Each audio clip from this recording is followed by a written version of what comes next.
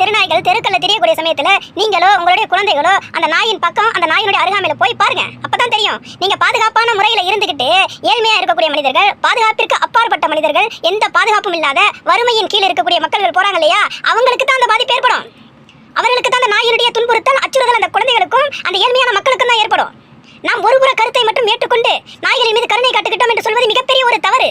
அதே போன்று இன்னொரு கருத்தையும் சொல்றாங்க. என்ன தெரியுங்களா? இந்த பூமி என்ன மனிதர்களுக்கு மட்டும் வாழ்வதற்கு தகுந்த இடமா? அவர்களுக்காக தான் இந்த பூமி இருக்கா, மற்ற உயிரினங்களுக்காக இல்லையா அப்படின்னு சொல்லிட்டு சில மனிதர்கள் கேள்வி எழுப்புறாங்க. நாம ஒரு விஷயத்த சொல்றோம். என்ன அப்படி தெரியுங்களா? இந்த மனிதர்கள் இந்த பூமியில மனிதர்கள் மட்டும் வாழ்வது கிடையாது, மற்ற உயிரினங்களும் வாழுது. நாய்கள் வாழுது, பாம்பு வாழுது, மற்ற சிங்கம், புலி, கரடி, விஷ ஜந்துக்கள் எல்லாமே வாழுது.